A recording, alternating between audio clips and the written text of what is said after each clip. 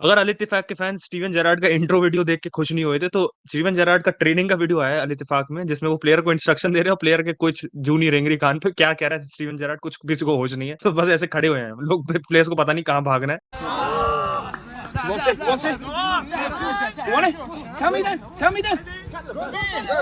Stop! Orange ball! Orange ball! No, come here. Marhaba, Ana Steven Gerrard. Ana El Etifaki. इसलिए इस चीज को आसान करने के लिए, अपना सऊदी अरेबिया में ट्रांजिशन आसान करने के लिए, जो कि बहुत ही स्मूथ होना चाहिए वैसे तो इंग्लिश प्लेयर के लिए, इंग्लिश मैनेजर के लिए, उसको आसान करने के लिए स्टीवन जेरार्ड जॉर्डन हेंडरसन को टारगेट कर रहे हैं, जो लिवरपूल में इस समय भाई हमारे कप्तान साहब हैं। 33 साल के हो चुके, और डील पोटेंशियली इतनी बड़ी हो सकती है कि जो लिवरपूल की उसकी करंट वेजेस है वो क्वाड्रुपल हो सकती है, मतलब 4 गुना हो सकती है उसकी वेजेस। इसलिए मतलब एक तरीके से लाइफ चेंजिंग ऑफर है, यही ऑनस्टीन की रिपोर्ट में था। हो सकता है वो एक्सेप्ट कर ले, और इसी के साथ साथ एक और डिपार्चर हो सकता है लिवरपूल की मिडफील्ड से, वो भी सऊदी अरेबिया, अल इतिहाद, जिन्होंने एनगोलो कांटे ऑलरेडी साइन कर लिया है और बेंजेमा भी साइन कर लिया है, वो फेबिनियो को भी साइन करना चाहते हैं, and almost at the same price जो लिवरपूल ने मोनाको को पे किया था फेबिनियो को लाने के लिए। उसी के साथ-साथ बारसा की कल हमने अपडेट दी थी, जो बर्नार्डो सिल्वा का बारसा मूव पे वर्क कर रही है। पीएसजी ने ओपनिंग प्रपोज़ल सबमिट कर दी है, वो रिजेक्ट भी हो गई है। तो लग रहा है कि भाई बार्सिलोना को पोटेंशियली बर्नार्डो सिल्वा के लिए बिडिंग वॉर में जाना पड़ेगा, और ओनाना का हियर वी गो तो नहीं आया, बट वेरी वेरी क्लोज आ गया है फेब्रिजियो की तरफ। बिडिंग वॉर में वो जाते हैं लक्ष्मण जिनके पास पैसे होते हैं, और पैसे सबके पास नहीं है, तो बिडिंग वॉर में नहीं जा सकते। वैसे इस वीडियो का भी लाइक टारगेट 700 है भाई, तो देख रहे हो, लाइक कर देना। एंड नहीं किया सब्सक्राइब, वैसे मैं पहले बोलता नहीं हूँ, लेकिन टारगेट बोल देता हूँ तो लोग लाइक कर देते, इसलिए थोड़ा वीडियो पुश हो जाता है। तो नहीं किया लाइक तो 10 सेकंड इसको दिए, लाइक कर दो अभी। रुक जा रहा हूँ मैं 5 सेकंड,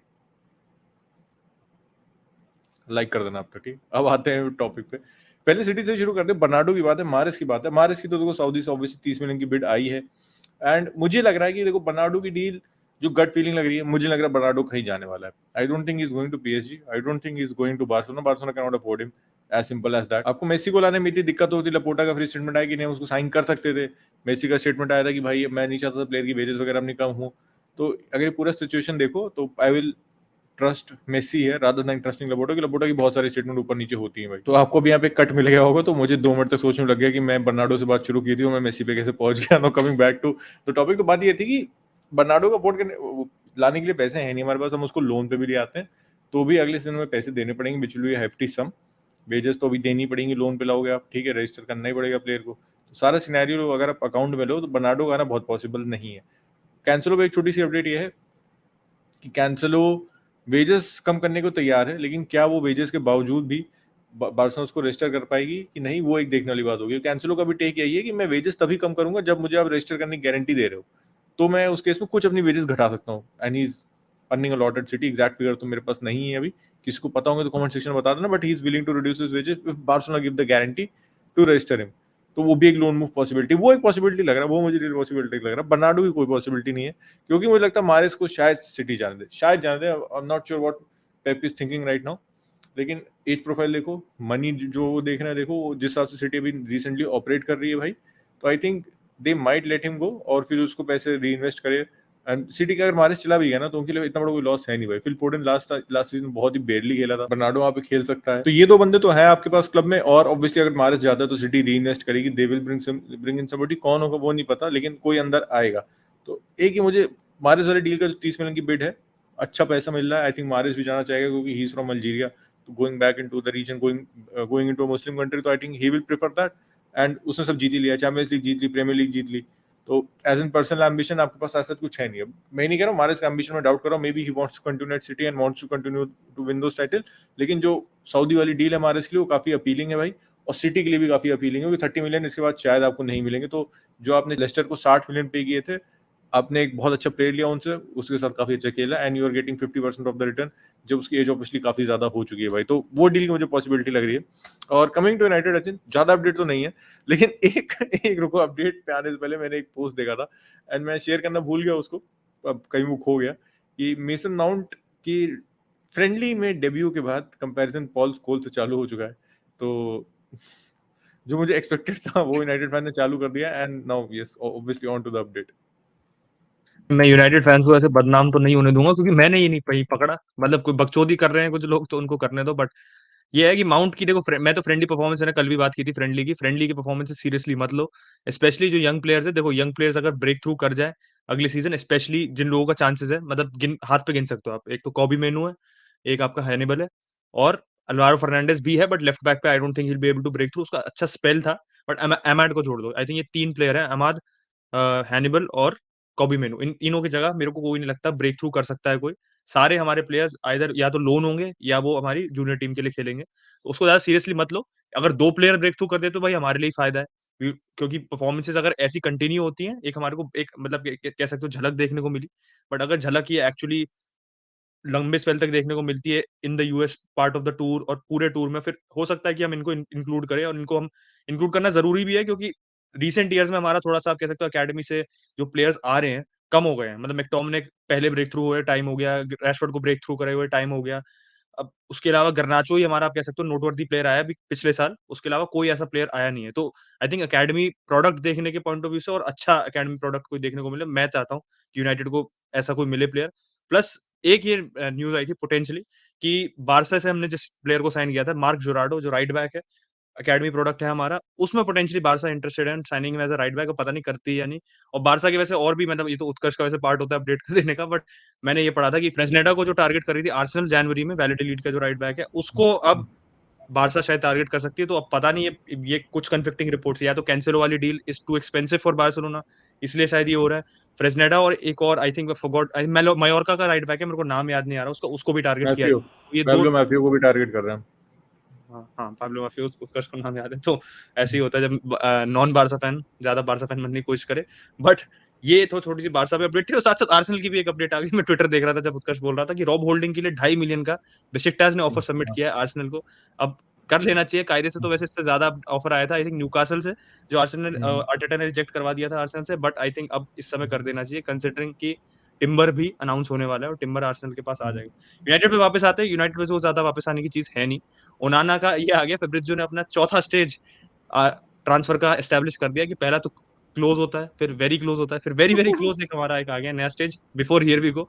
तो हो सकता है कि हमें लग रहा था कि थर्सडे का शुभ मुहूर्त है, वो फ्राइडे पे शिफ्ट हो गया। फ्राइडे को हमारे को ब्रेक थ्रू मिल जा जो ब्रेक थ्रू था बेसिकली वो आ चुका है, बट यू वुड से कि जो फाइनल फिनिशिंग यहाँ पे जो डिटेल्स फिनिश करनी है वो आज या कल तक हो जानी चाहिए, कल तक मैक्सिमम हो जानी चाहिए, क्योंकि जो यूनाइटेड ने फ्रेश बिड सबमिट की है वो इंटर शायद एक्सेप्ट कर ले। हमने हमने जो फिक्स्ड एलिमेंट था हमारी बिड का, पहले 45 मिलियन की बिड थी खाली, अब 50 प्लस 5 की हो गई है, तो similar to what we paid for Mount, बस 5 मिलियन कम कर लो, वो हम दे रहे हैं इंटर को। तो वैसे देखो ठीक बिड है, मेरे को लग रहा था इतनी बिड ही लगेगी, और यूनाइटेड वेट कर रही थी इंटर का कि इंटर अपने स्टांस से कब पीछे हटे, और पीछे हट जाए जैसे अपने स्टांस से, तो यूनाइटेड मतलब बेसिकली वल्नरेबिलिटी का फायदा उठाना चाह रही थी, जो उनके पैसे की किल्लत है इस समय इंटर की, तो उनको एक लो बॉल करना चाहिए। लो बॉल तो नहीं किया हमने, we are giving them a realistic offer, but Inter को भी पैसे की जरूरत है, और वो अभी लुकाकू के लिए डील नेगोशिएट कर रहे हैं 30 मिलियन के अराउंड चेल्सी के साथ, तो वो उसके लिए उनको काफी कैश मिल जाएगा, और वो बेसिकली अपने टारगेट्स ला सकते हैं, क्योंकि उनके पास पैसा खर्चने को नहीं है। अगर वो प्लेयर्स को बेचते नहीं है तो उनके पास पैसा खर्चने को नहीं है। लिवरपूल पे आते हैं, मैं उत्कर्ष का ओपिनियन लूंगा इस पे, क्योंकि अल इतिफाकी जो हमारे जेरार्ड भाई है, उन्होंने हेंडरसन को सूप करने की कोशिश कर रहे हैं वो। अब देखो इस लिवरपूल के लिए पॉइंट ऑफ व्यू से I don't think Henderson is going to be that much of a loss. मैं हेंडरसन को यहाँ पे वो नहीं कह रहा हूँ कि हेंडरसन बेकार प्लेयर है, बट 33 साल का हो गया हेंडरसन। पिछले 1.5 साल से मैं कहूंगा उसका ड्रॉप ऑफ आने लगा है स्टेडीली फॉर्म में। फेबिनियो भी एक ऐसा प्लेयर है जो लिंक हो रहा है, आई थिंक जो ज्यादा बड़ा लॉस होगा, क्योंकि फेबिनियो की जो बिड आ रही है 40 मिलियन की, 45 मिलियन में if I am not wrong शायद लिवरपूल ने मोनाको से उसको साइन किया था, और 40 मिलियन में अगर अल इत्तेहाद उसे साइन कर लेती है तो लिवरपूल के लिए बड़ा बूस्ट है, क्योंकि वो लाविया पे काफी टाइम से नेगोशिएट कर रहे हैं, और लाविया का भी 40-50 मिलियन का अराउंड आस्किंग प्राइस था, तो सीधे सीधे उनका लाविया फंड हो जाएगा। बट काइसीडो की भी हाईजैक करने की बात आ रही थी जो स्ट्रीम पे मेंशन हुई थी, वो मुझे लगता है देखो अनलाइकली वो चेल्सी कर लेगी, बट लिवरपूल के लिए बिना नंबर 6 के लिए लिवरपूल के लिए सीजन में जाना कितना रिस्की रहेगा, और क्या लाविया फेबिनो का वर्ड फिल कर सकता है? One word answer is I think अगर फेबिनो जाता है तो थोड़ा रिस्की हो जाएगा आपके लिए, क्योंकि हेंडो भी चला गया है, हेंडो वाली डील की पॉसिबिलिटी ज्यादा, I think that will happen. Liverpool 10 million की प्राइस मांग रही है, इत्तेफाकी जो है आपकी भाई वो फ्री में साइन करना चाह रही है, तो वो थोड़ी सी दिक्कत है, लेकिन उसमें मिडिल ग्राउंड आ जाएगा। If the player wants to leave और कैप्टन है आपका अगर जाना चाह रहा है तो I think Liverpool will respect his decision. अगर फेबिनो की बात करो तो फेबिनो वाली डील पॉसिबिलिटी है, अभी देखो सऊदी वो पैसे दे सकते हो, 40 मिलियन लिवरपूल को मिलेंगे तो तुरंत ले लेगी, उनको पता है इससे अच्छी वैल्यू नहीं मिलनी आपको, लेकिन उसको बेचना थोड़ा सा रिस्क होगा। तो ऑब्वियसली लास्ट सीजन फेबिनो का अबिस्मल था, लेकिन I think there is still a player in them, क्योंकि लास्ट सीजन पूरी Liverpool team by drop off कर गई थी, उनका डिफेंस पूरा ड्रॉप ऑफ कर गया था। Van Dijk did not have the same season, Trent का देख लो, रॉबर्टसन का देख लो, एलिसन वाज गुड, उसके अलावा उनका defence was not up to the mark, Fabinho was also not up to the mark, एक मेजर रीजन था जिस वजह से डिफेंस स्ट्रगल कर रहा था। तो फेबिनो कैन बाउंस बैक, तो फेबिनो को नहीं बेचना चाहिए, अगर आप फेबिनो को बेच देते तो आपके पास पूरी नई मिडफील्ड है भाई, सुबोसलाय, एलेक्सिस मैकलिस्टर, और फिर अगर आप लाविया साइन कर भी लेते हो तो भी लाविया, ये 3 बंदे कभी साथ में खेले नहीं है, ठीक है। सपोजली पहली बार प्रीमियर लीग में खेल रहा है, लाविया का लास्ट पहला सीजन था प्रीमियर लीग में जिसने उसमें पूरा खेला, तो उसमें भी उसने इंजरी उठा ली थी।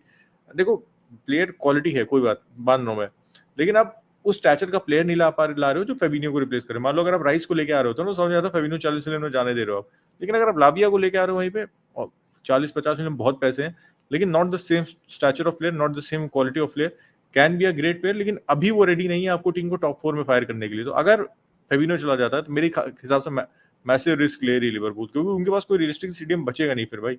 आपका थियागो खेल नहीं सकता वहां पे, हेंडरसन खेल सकता था, वो जा चुका है, नेविगेटा भी मतलब स्टेडियम है नहीं, वो भी जा चुका है।